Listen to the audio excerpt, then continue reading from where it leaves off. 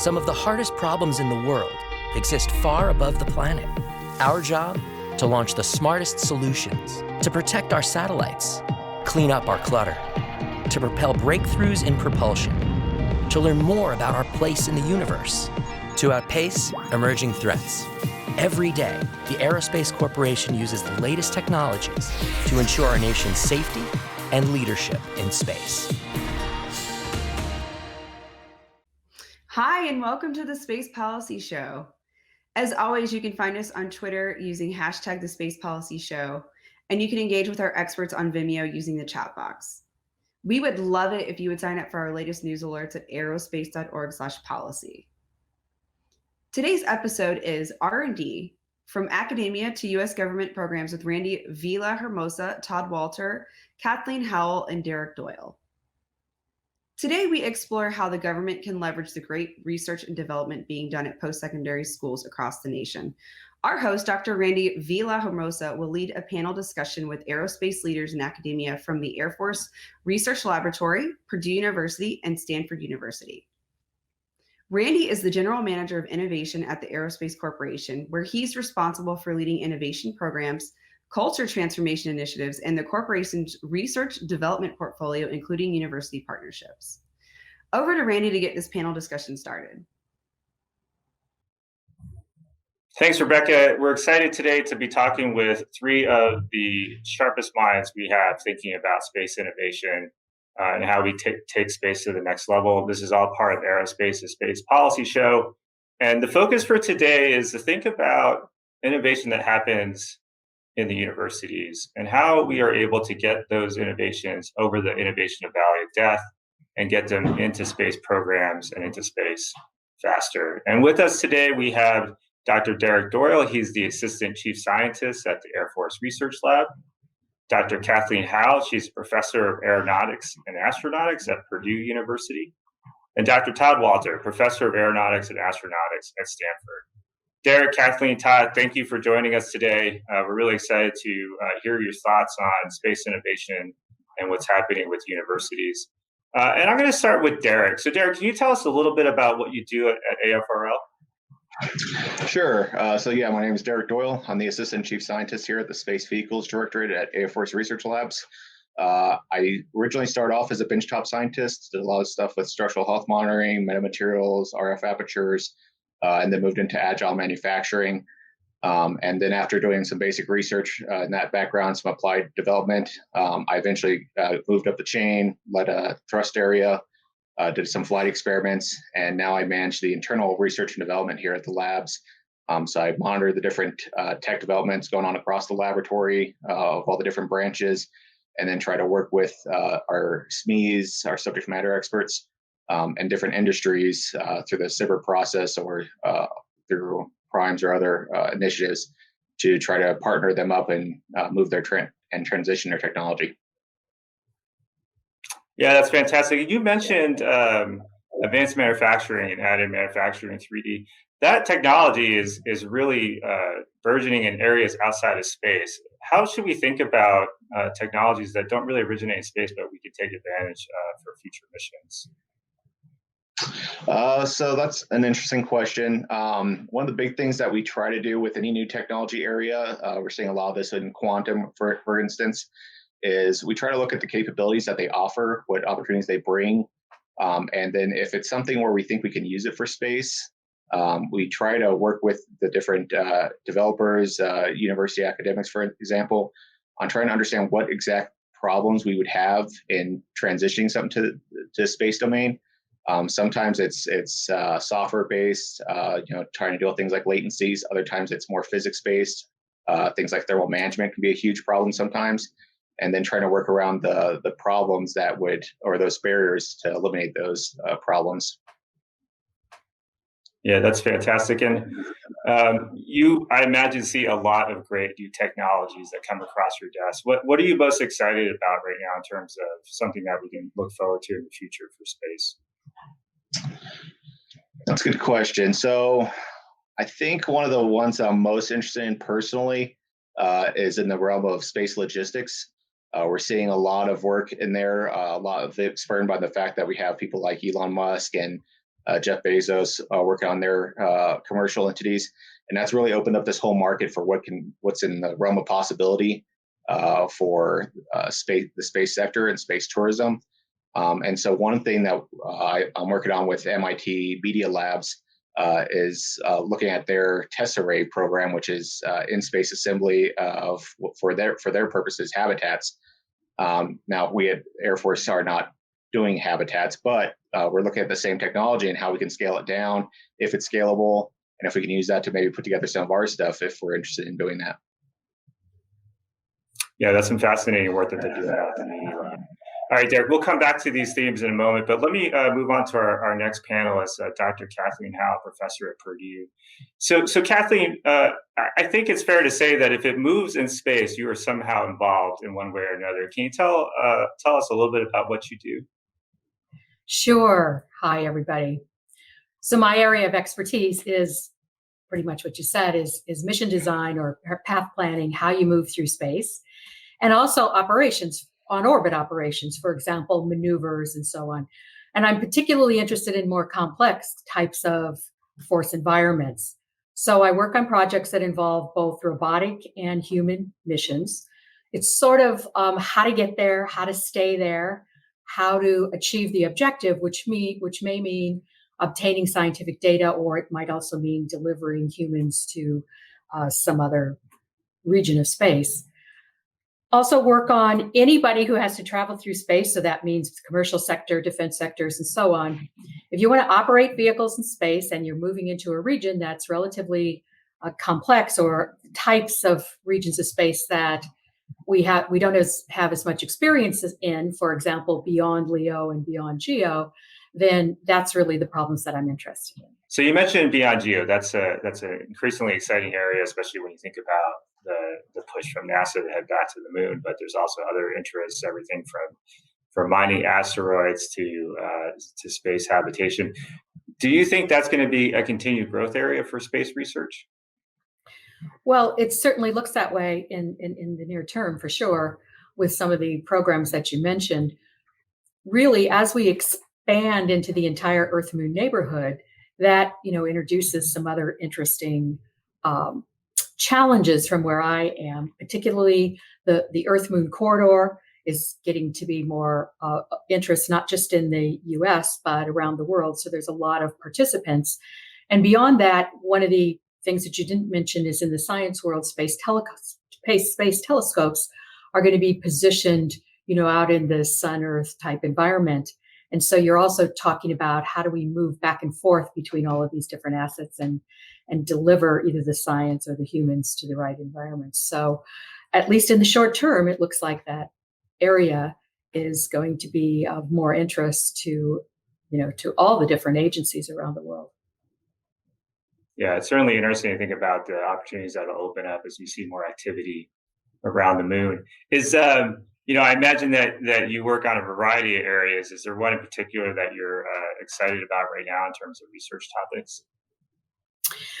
Well, one of the things is in the very environment that you're talking about, which is getting a lot of interest currently, that Earth-Moon corridor, that particular region, there's some challenging pathways throughout that region. And what I'm really focused on a lot right now is how do we move around in that? So NASA's looking to have a facility out near the moon. It's not at the moon, it's nearby, but a lot of other partners, both in the US and internationally, will want to access that facility. There's also going to be a lot of movement going back and forth to the lunar surface. So that means that we have a lot of potential vehicles out there and a lot of space traffic, so to speak. It also means that there's going to be more of an effort to build some infrastructure. So, for example, no longer will each satellite by itself carry everything it needs necessarily. So there'll be an opportunity to also lay out what kind of infrastructure do we need, how will it operate, how will we share it. So there's also some governance issues there. Yeah, you really start to draw a picture of an entire ecosystem emerging from around the moon. Definitely an exciting time to be in space. So we'll also touch upon that later, but I'd like to go to our last finalist, Dr. Todd Walter. He's a professor at Stanford. So Todd, I'm guessing that most people who travel with you don't have to worry about getting lost. And No, I'm hopefully guessing not. that has something. So what do you do at Um, Stanford, Todd? Well, my primary role is using satellite navigation, GPS, and in principle, it's been for the guidance of aircraft. So I think most people are very familiar with using GPS on their cell phones and their cars and so forth. And they may have experienced times when the positioning is not very accurate and it doesn't place them quite where they need to be. And you can imagine if you're on an aircraft landing in final approach and the weather is like it is right now, for me, totally overcast and raining, you need to make sure you're lined up with the runway. And so what we do is we've worked with the FAA to help monitor the signals coming down from those satellites and ensure that they're safe, that they can be used, that you're getting a position, and that there's a box basically around that position that guarantees it's in there. So so that you can when you're landing, you would know for sure you're lined up with that runway and we'll make it through. Yeah, it's something that I think over time we come to take for granted the power and the safety you get from having that global positioning system and the signals that we get from that for navigation. But I think you bring up an interesting point when you talk about aircraft, because as a space person, I tend to think about things that go up like rockets and things that orbit like satellites. But the reality is that actually the user equipment, the receivers, the folks who actually use the capabilities that these satellite systems provide greatly outnumber the actual number of satellites, even with these proliferated systems. So it's always interesting to hear from sort of that perspective that space really is this much bigger ecosystem than what happens on orbit. And so you both live in both the space and the aeronautic world. What's sort of most interesting to you right now in terms of research topics? Well, the biggest concern we have now is just that the signals come from space. They come from medium Earth orbit, and by the time they reach the surface of the Earth, they're down at the attawatt level, so they're well below the noise floor, and they're very easily overwhelmed. And as more and more people become very dependent on GPS for both positioning and time synchronization, it's also very vulnerable. They can lose that through jamming, and even worse, we're now seeing, because it's such a critical part of the infrastructure, is people are creating false signals, and you can mislead, because I can easily take a watch battery and generate a signal much stronger for at least people near me, and I can provide you with a false position. And so we're doing a lot to really try and secure the signals, make sure that the signals, you can tell that they are the ones coming from GPS, and determine if they're not, and protect yourselves against that case. And this is affecting air travel now in conflict areas. So like near Syria and Ukraine, there's a lot of jamming and even some spoofing being seen. And so there's a lot to be done there to make sure that the system is really maintained in a safe and secure manner. Yeah, I think it's really important to think about the entire picture when we think about space. If you're on the logistics side, it's not just about the transport while you're in space, but how you get there and how you get back. All right, so we're here today to talk about university R&D and university innovation. I'm curious, I'll start with Kathleen. R&D at universities, how is that different or unique, and how do you think it sort of fits in? You mentioned elements of the commercial sector, and then obviously there's government research that happens as well. Is there something unique about what happens at universities that is worth pointing out? Well, one of the, I guess, attributes of the university sector is that universities can take the really long view, I think. So faculty, for example, have programs with a longer vision, and gives us an opportunity to sort of set the stage for long lead development items. That doesn't mean that we don't consider some of the short-term requirements as well, certainly the short-term funding cycle. But many times, some of the things that we are offering on the short term are things that have been developed over the long term in order to develop the expertise and the capabilities in anticipating what some of the, I guess, needs are going to be in the longer term, 10, 20 years going forward. So I think that's one of the things that we bring to the conversation. And that's one of the reasons I think that government, commercial, they are interested in what universities have to offer.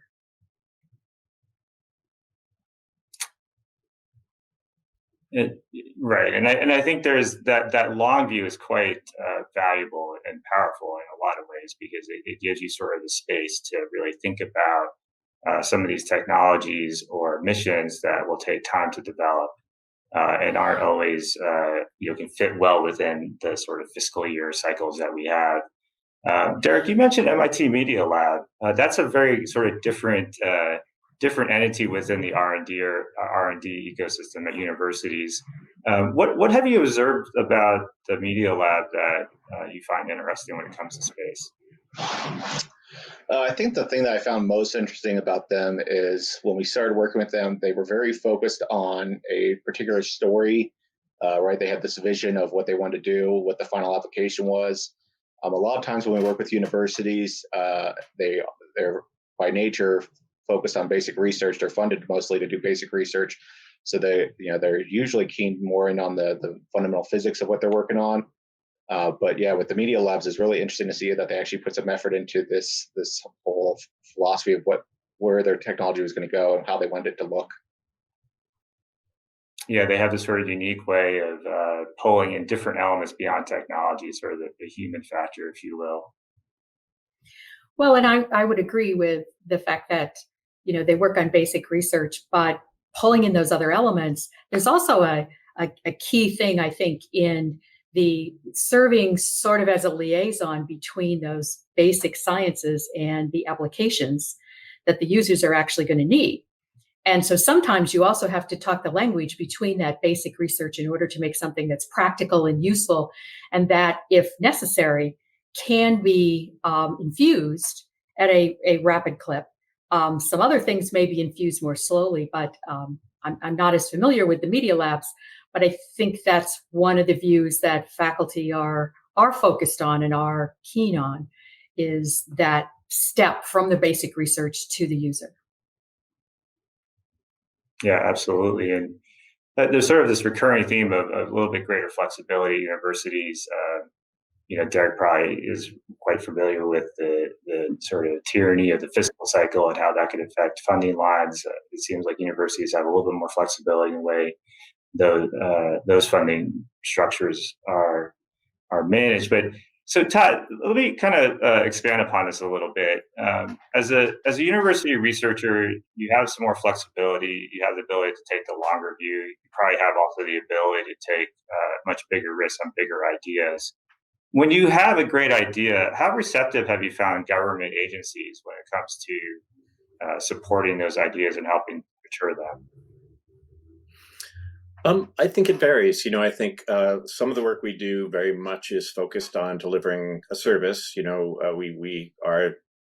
worked with the FAA and their prime contractor on delivering the wide area augmentation system, which is in use by aircraft throughout.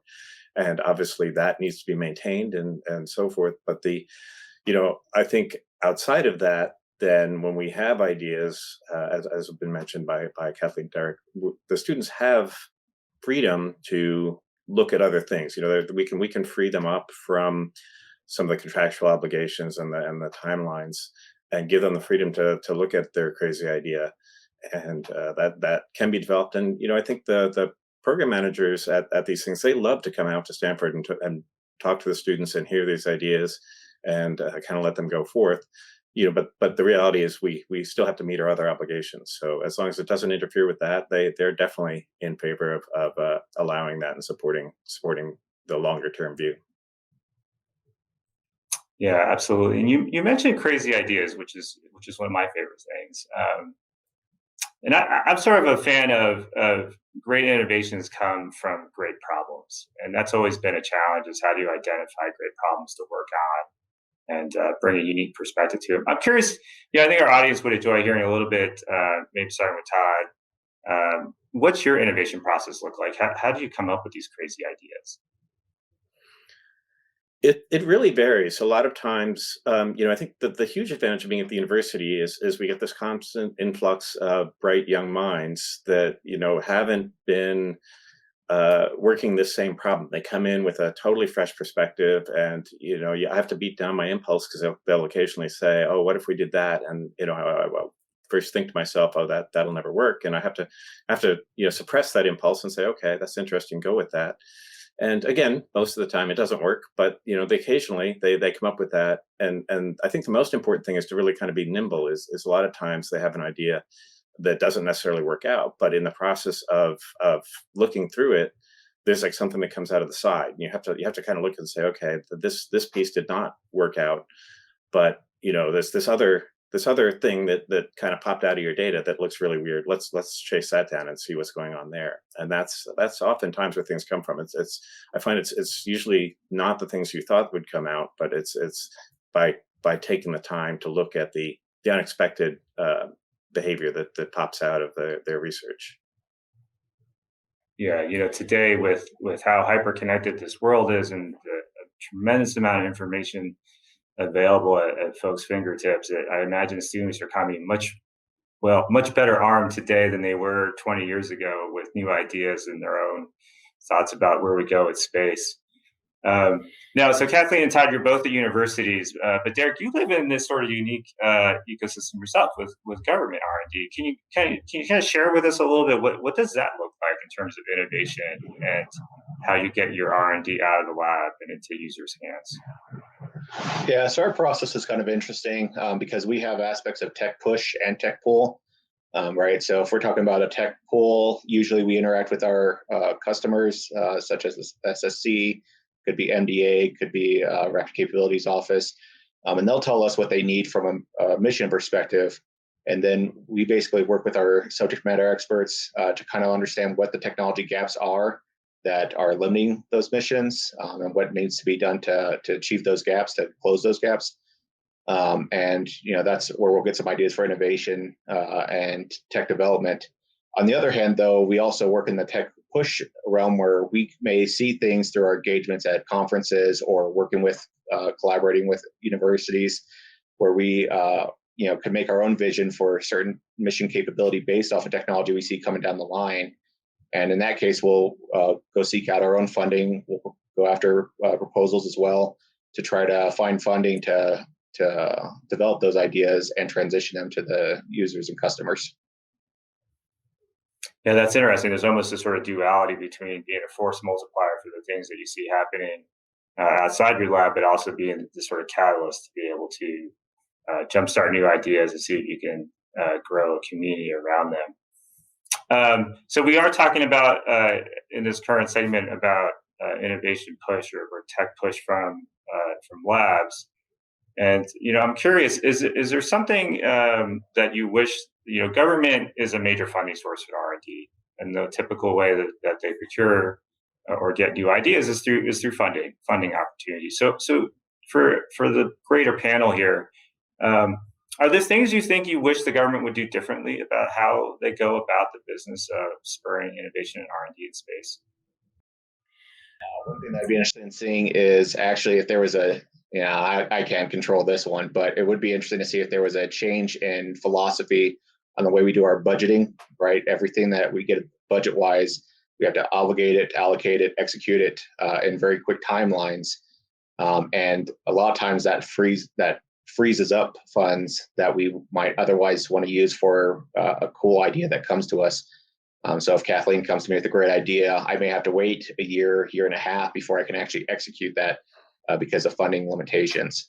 And so it would be nice to see restrictions lifted on that. And I'd follow on with that. So if I came with an idea to Derek, but even broader perhaps is there are a lot of ideas. There are a lot of not just new original ideas, but there's also a lot of things that can come in as other industries surround us continue to make advances and how we can utilize those things. So, from my perspective, it might even be helpful to be more inclusive in trying to identify what the gaps are and what the opportunities might be. So if Derek has to identify all of those things, I'm sure that he would, in preparing for funding cycles, I don't know how much opportunity he gets to just, find out what's happening in our world or in aligned technologies that may actually impact, the kinds of things that he wants to do. So I think those are some, changes that might also, I guess, enhance an understanding of what the gaps are and how we might attack them. Yeah, just add to that and say, I think it's the timing, lining it up is you bid on some of these projects. By the time you finally awarded them, the students who are really interested have had to move on because they can't wait for the funding to come in, or when you get the money, the clock starts then, and you have to go down recruit new students. And so, if there's more flexibility kind of in that schedule and when the start and stop times are, I'm envious of some of my colleagues, who've gone from Stanford, now professors at other countries, in that basically the state sponsors the students. The students are kind of free, are they're not obligated under the specific funding. They have the freedom to work on the different projects, and they're not kind of constrained by that same schedule. And I think that makes it a little easier for them to be nimble and kind of suddenly say, oh, well, here's an idea. I don't have to wait for a proposal to be accepted. I can kind of start running with it right now. Yeah, that's also true. I was going to say that the government tends to not run on the same cycles that the universities do, and that's part of the challenge with the flexibility. So sometimes, we could get approval for a certain project, but it's starting like in February, and the students are already committed elsewhere until May. So we're not aligned very well between the universities, the labs, and the government funding process. Okay, so it's interesting. You brought up a couple of themes here: the sort of disconnect in timing, the fact that government budgets have to run on these very sort of regimented cycles, and then there's also the European model, which takes a very different look. And I think I could argue that the process for funding R&D from the U.S. government, hasn't changed in 20, 30, 40 years. That seems to be an area that's ripe for innovation. For example, if I think about how the funding opportunities rise, is there an opportunity there for more engagement between the researchers and the funding organizations even before those opportunities are let, to help shape either that greater flexibility or agility in the types of research that's sponsored?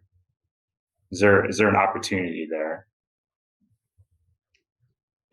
There are a variety of mechanisms out there, I think, that are available to universities that are not always fully utilized or fully or known about. Different agencies, especially within the labs, we're constantly starting new areas of innovations, looking at how do we adopt the concept of accelerators, for instance, to an academic institution. We utilize internships heavily. That's been a great mechanism for a lot of universities, because we get a student into the labs, they get familiar with what we're working on, they go back to the university with that project in mind, and then they almost will write their own proposals with their academic supervisors there at the institutions, and go after things like the SMART scholarship, the ND-SIG opportunity out of AFOSR, or continue to working with AFRL through other internship mechanisms. But yeah, I agree that it would be nice if we had a more consistent schedule opportunity, right? Because we start in October. You guys are, usually starting up for the fall semester, or you guys have the summer shut down as well, closed down. So that does create some challenges and hurdles for trying to line up personnel and students for this work. But it's also true that the universities also need to add some flexibility. I know you spoke of internships, and I know some government organizations have been requesting that those internships be spread out a little more throughout the year, rather than having all the interns arrive in the summer, that they need to spread that out into the spring and fall. So that puts some onus on the universities too, to determine how they can better be more flexible as well. So there's probably some answer in the middle here that will be optimized for everybody. Yeah, I would say there has been some change over the last 20 years. And I would say that, in the 90s, our money had sort of fewer obligations and less bureaucracy in a way. I think that now it's very much, tied much more with deliverables, and that can make it hard sometimes to suddenly switch gears in the middle. If you discover something interesting partway through and want to change course, it's much more difficult now because there's a lot more kind of bureaucracy involved. And I'd say in the 90s it was we were operating under a grant structure where as long as you had good program managers, you had that flexibility. And now it's less. I'm not saying it's not there, but it's definitely a little harder. And I think that would be something is just to really kind of build into the structure something to allow that flexibility. That if the researchers and the managers agreed that, hey, this is a more interesting direction, can we kind of change up that contract and allow that flexibility very easily. And associated with that, when you think about changing up the contract to explore something that looks like it could be, a very productive or a very positive shift in direction, it might also mean that to go down that path might entail more risk. It may turn out to be great, but maybe not. Yet, either way, we're going to learn a lot of things. But as Todd was noting, right now the contractual vehicles are very much focused on deliverables. And so taking a risk is probably not going to, be appreciated by who's waiting for that deliverable. So that's another part of the discussion that I think is a key to innovation, is being able to go down those, unknown paths with the possibility of some great outcome, but the possibility equally exists that what we'll learn is that that's not going to go. Are there things that the government can do to encourage taking those big bets, taking those risks? You'd almost want to have sort of fast money and slow money. The fast money is easy and agile, and it's really targeted at a very specific deliverable. It's a really well-defined problem. But then you have the slow money, where you're allowed a lot more flexibility to explore. Thoughts on that? How does the government encourage more risk-taking while still able to meet its accountability requirements? So I think your idea there is a good one. Having the fast and slow, having kind of two pools of money, and having that ability to say, okay, there's people within my group. I have some staff members, and we try to really kind of take on deliverables, and then leave the students much more freedom to kind of do long-term thinking. Obviously, we need them to support more and more. We need their support by the deliverables. But I think as key is like good program managers again who will recognize exactly what Kathleen was saying is like, hey, this is a really interesting idea. Can we defer or change this deliverable? And we'll take a risk. This may or may not pay off. And if the managers look at that and say, yes, we're okay with that, and they're hopefully not constrained by their people above them, then that really kind of gives that freedom, I think, to create explore these new paths that hopefully lead to innovations. Well, and it's also true that when you explore those new paths, it's not necessarily going to mean that it's a binary outcome. So even when if there's more of an appreciation for the fact that even if you explore something that's not going to pay off in the short term, you will have learned something that may actually be a new nugget of an idea for the long term, or even a possibility of making an adjustment on something that will satisfy the deliverable. So I think an awareness, and maybe we need to change that word risk that it makes it sound like it's binary. And actually, even the stuff that does not immediately pay off, we learn a lot of things that we can use later. Yeah, the only thing I would add is I think we actually have several opportunities where we do have opportunity for that already. It may just come down to there not being enough. Right, there's AFOSR is pretty much exclusively 6-1 basic research. They're not tied to any application. Their deliverables that they really go after are publications and stuff like that. They just want to advance the sciences. There's also the Vannevar Bush Fellowship that I've seen out of OUSD that focuses on giving professors and institutions a 5-year stipend of money to just go do cool research. It's not until we start trying to tie them up with folks at the labs through things like STTRs or SBARs, where now we're actually focused more on those tech developments and maturing something to a deliverable that we can actually utilize. I think one of the challenges we have is making sure that there's adequate funding to fill those gaps, those I guess I'll say the valley of death hurdles that we'll often find for an idea, and making sure that we have the slow money that you were mentioning and duration that allows us to complete a project once we start it. Sometimes our deadlines and our timelines, especially when you start talking about the product development and the deliverables, being 6 months, 12 months, 18 months, along those timelines, those don't really jive well with the institutional mindset with students and developing their masters or their PhDs and the research that comes along with that. And we do need to have a little bit more grace period in expanding that window, as well as milestones, shorter milestones, tech milestones that allow us to bite off chunks of a problem so that we can satisfy that deliverable need. Well, it's also a challenge for all of us.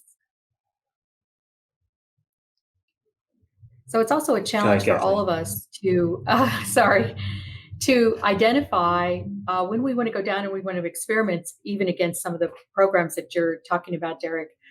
One of the ideas is to, be able to articulate exactly where this might help if this idea actually pans out. And sometimes that's a little vague. And that's hard for you also when you're trying to assess, exactly where you're going to invest that exploratory funding type things. And that's something we all, I guess, need to do a better job of too, is to think about what benefit that this will offer, no matter the outcome of this particular line of research.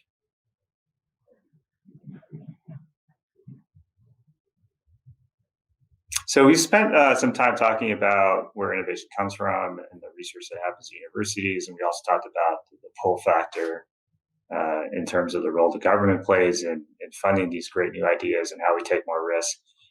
I think I want to close on the last sort of central point of our discussion today, which is that innovation valley of death. I think we've all, as researchers and innovators, have lived it probably more times than we care to. We have an amazing idea. We have done the work, the hard sweat to convince ourselves and others that this idea is feasible and it has merit. And yet we can't quite get it to the end state, to the end user, or into that next mission. What do you all see as sort of the biggest challenge when it comes to spanning that innovation valley of death?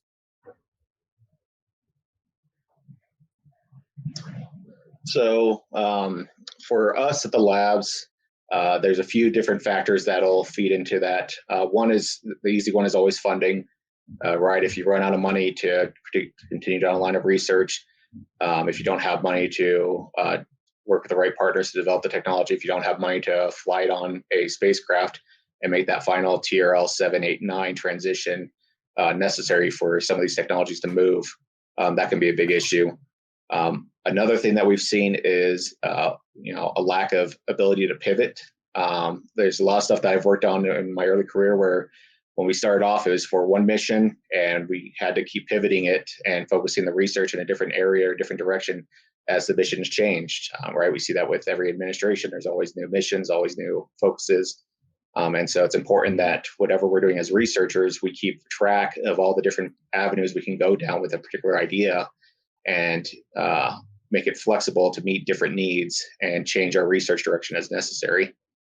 And then the other one is luck, right? There's a lot of luck involved with transition and hoping that you are at a certain tech maturity at the right time when the right BAA or the right announcement, the right flight opportunity comes out, and that you're ready to go.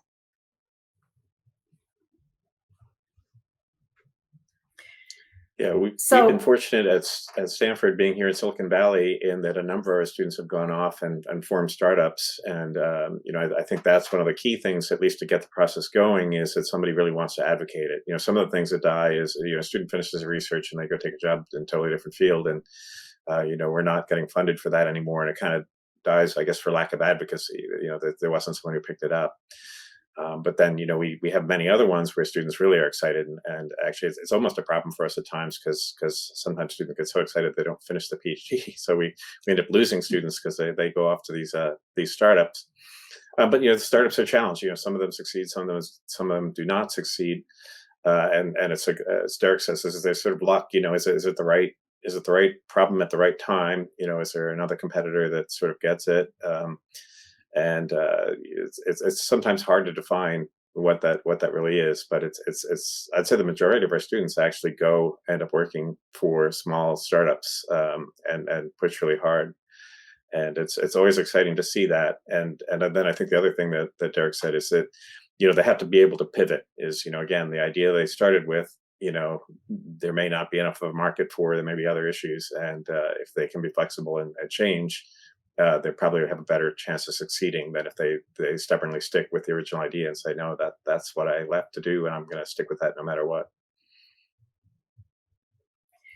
So I'd like to follow on to that a little bit too, because when you talk about the Valley of Death, you've also got just some different challenges depending on what you do. So sometimes the biggest or one of the hurdles is to recognize that enabling or innovative technology is not always a widget. There's also a lot of software developments that are really critical these days in this computational world of virtual and augmented reality and AI, and all of those things are really taking off. So it's almost a different type of challenge sometimes when you're talking about advancing a new hardware capability versus advancing some software capability or computational type capabilities, all of which are equally challenging in different ways. And so I'm on the software side.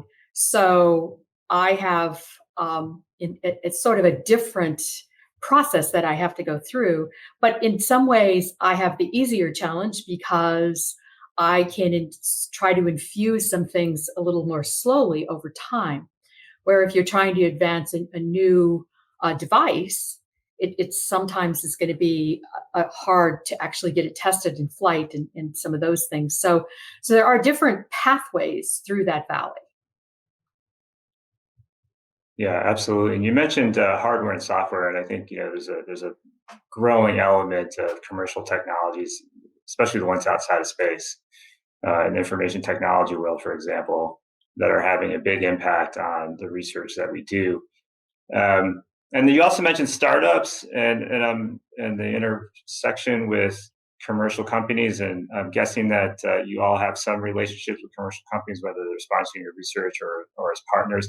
Are there things that we can learn or we could pass on to the government, say, hey, government, this is how commercial does it, and it works out way better. Maybe you should think about doing it that way too. Can you think of any examples of that from your own experience doing research? We should probably ask Derek if he's ever, gotten that message from any of us. Probably more than once. Different things. Yeah. The agility, the timeline, sort of make it break it of startups. Well, this has been a fantastic conversation. I thought it would be great to end with a little bit of a fun lightning round. So I'm going to give you a prompt. I'm just going to ask you to just tell me the answer that first comes to your mind. And we'll start with Derek, then we'll go to Kathleen, and then Todd. Let's see how many of these we can get through. There is no wrong or right answer, but you may be judged for your response anyway. So here we go. So warp engines, are these real or just Hollywood fantasy? Derek. Hollywood fantasy. Kathleen. Who knows? I like it. And then Todd? I'll go with fantasy. All right. The Martian. Great movie, great book. Written just up the street here at JPL.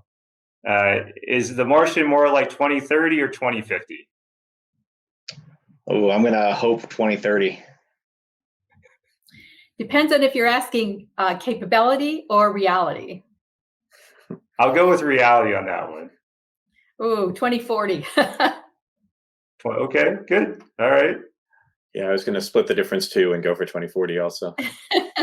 All right, 2040. I'm going to put $1 on that one. All right, last one. There is a seat reserved for one of you on this panel to go to the moon. Sign me up or I'll take a pass. Oh, sign me up. Hey, I think it's much more fun to work on it from here. I'm willing to let Derek go, but I'm rooting for him. I did apply to be an astronaut, so NASA, if you're listening, this should count towards something. All right, Dr. Derek Doyle, Dr. Kathleen Howell, Dr. Todd Walter, Doctor, thank you so much for being with us today on the Space Policy Show. Rebecca, back to you.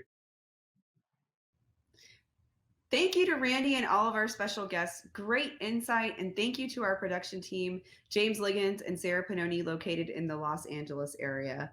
As always, check us out on Twitter at #the Space Policy Show and sign up for our news alerts at aerospace.org/policy. Tune in next week for an expert discussion on DoD organization and the Space Force with Russell Rumpaugh from Aerospace and Margot Hoare from CNA. And until then, take care.